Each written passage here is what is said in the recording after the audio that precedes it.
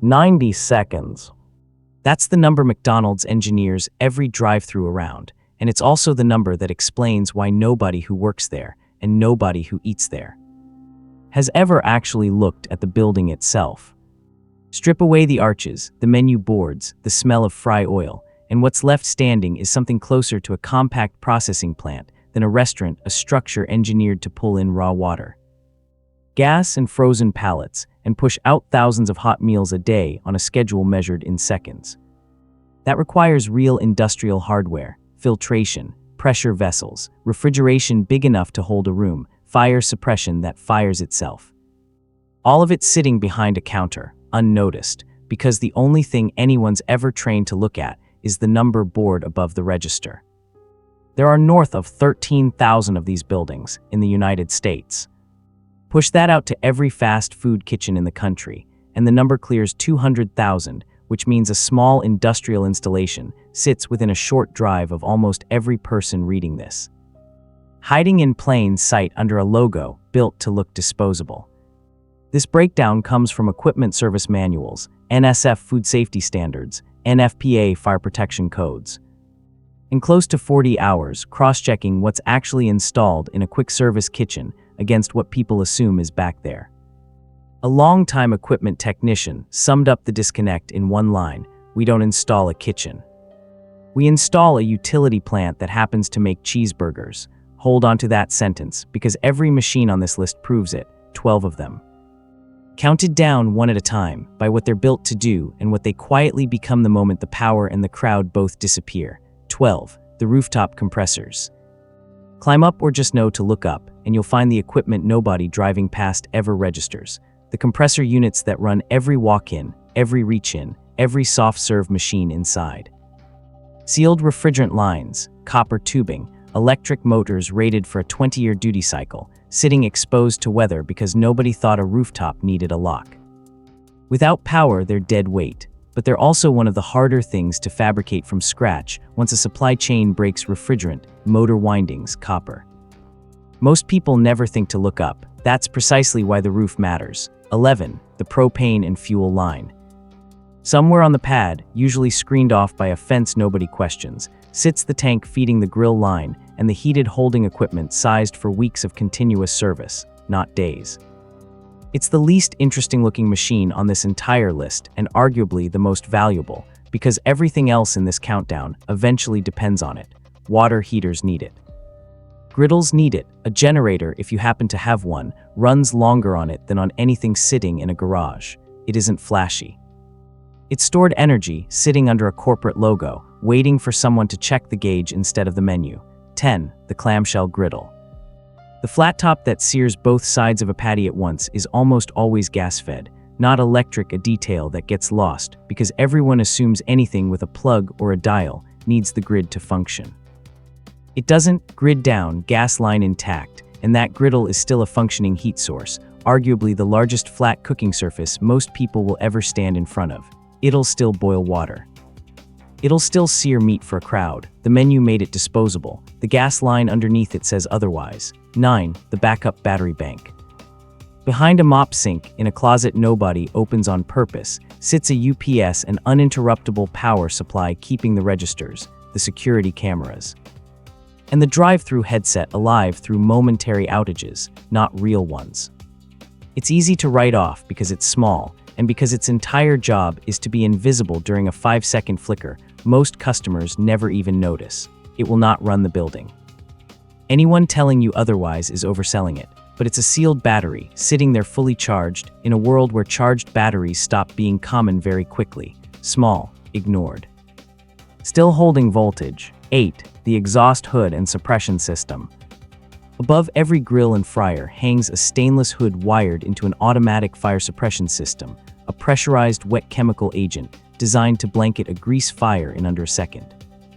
With zero human input required, tied into a gas shutoff that kills the fuel line the instant it triggers.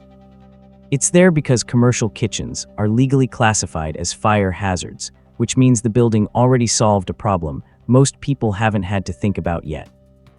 A self-triggering emergency response with its own chemical reserve built in. Stand under it and you're not standing in a kitchen. You're standing under a system engineered to survive its own worst day. 7. The fryer bank. Underneath the golden arches, most of the vats belong to one manufacturer, running an automated filtration loop built to strain and reuse cooking oil across an entire shift. Left intact, that loop is a functioning system for cleaning used vegetable oil at scale, and filtered vegetable oil, with the right modification, runs as a diesel substitute. This isn't a first-week project. It's a project for whoever's still standing in month 3, still trying to keep a generator or a truck moving. The fryer was never just where the fries lived. It's where the fuel is. 6. The grease interceptor. Every kitchen that fries food is legally required to run its wastewater through an interceptor before it reaches the sewer, a tank that separates fat from water purely by density. No power required. It's the single most avoided fixture in any commercial kitchen. The smell keeps people out on instinct, and every operator will admit off the record that it's the piece of equipment nobody wants assigned to them. That avoidance is expensive. A grease interceptor runs itself around the clock, and what collects at the top isn't garbage, it's raw tallow, and rendered fat has served as fuel, lubricant, and candles stock for most of human history. Nobody's suggesting you eat out of it. Rendering it down is a separate conversation entirely, and it's one almost nobody standing in that first crowd is equipped to have. 5. The pressurized gas rack. Behind every soda fountain sits a bank of steel cylinders, pressurized carbon dioxide, feeding the lines that carbonate every drink sold in the building. Most people register it as background plumbing, if they register it at all. It's actually a rack of cylinders rated for hundreds of pounds per square inch, sitting in a room nobody bothers locking. Because nobody's thinking about compressed gas when they're thinking about the fry warmer. A beverage technician who installs these lines for a living put it plainly, nobody asks about the tanks. They ask about the ice machine and step right past 40 gallons of stored pressure. Handled wrong, that pressure vents hard enough to hurt someone. That caveat is not optional. Handled right, it's one of the rarest things left standing once the grid goes quiet. 4. The walk-in. A room-sized cooler and freezer combo with insulated walls half a foot thick and a door that seals like a vault. Powered, it's refrigeration. Unpowered, it's still the most thermally stable room in the entire building, an underground cellar built above ground. Cold in winter, it holds the cold for you. Warm in summer, it holds out the heat. 3. The ice machine. Dead the moment the power cuts, obviously, but look past the mechanism to the shell around it. The storage bin is a heavily insulated chest, functionally the largest cooler in the neighborhood, built for holding anything cold that you manage to get cold. And it comes with its own dedicated water line and its own filter, one more clean water access point in a building that turns out to be full of them. 2. The water heaters. A kitchen that washes dishes all day needs tanks bigger than anything installed in a house, 50 to 100 gallons apiece, and every gallon sitting inside is clean, drinkable water. Held in an insulated steel shell with a drain valve at the base.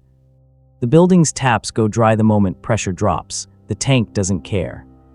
That's a week of drinking water for a family, pre-stored, sitting in a room the crowd walks straight past on their way to the register. 1. The filtration bank. Every chain this size is obsessive about water, because water is the core ingredient in everything they sell at 1,000% markup. So somewhere in the back, bolted to a wall, sits a stack of commercial multi-stage filters, sediment, carbon, scale, the same tier of setup people spend real money installing in their own homes.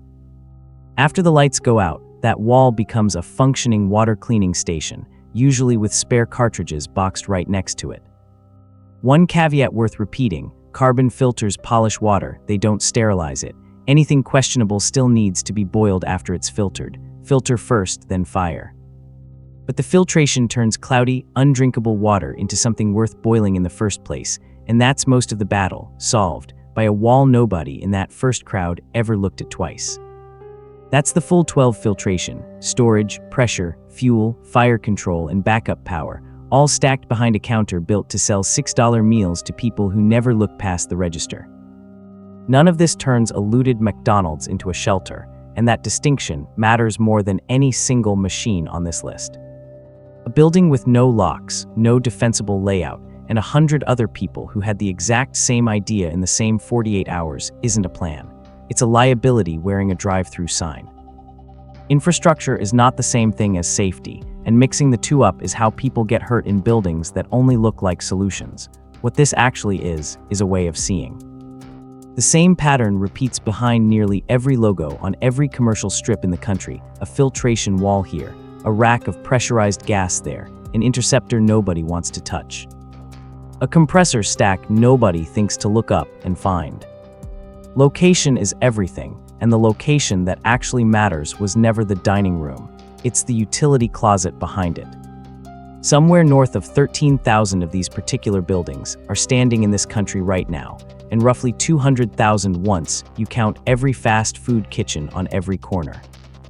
Every one of them is currently being driven past, walked past, or looted purely for the fries by people who never once looked up at the hood, down at the trap, or sideways at the tank rack. That's not a guarantee of anything. It's a pattern, and patterns, not promises, are what you're supposed to plan around. So the real question was never whether the machines are there. They are in all 12,000 of these buildings, right now. The question is whether you'd recognize any of it the next time you're standing 3 feet from a factory, waiting on a large fry.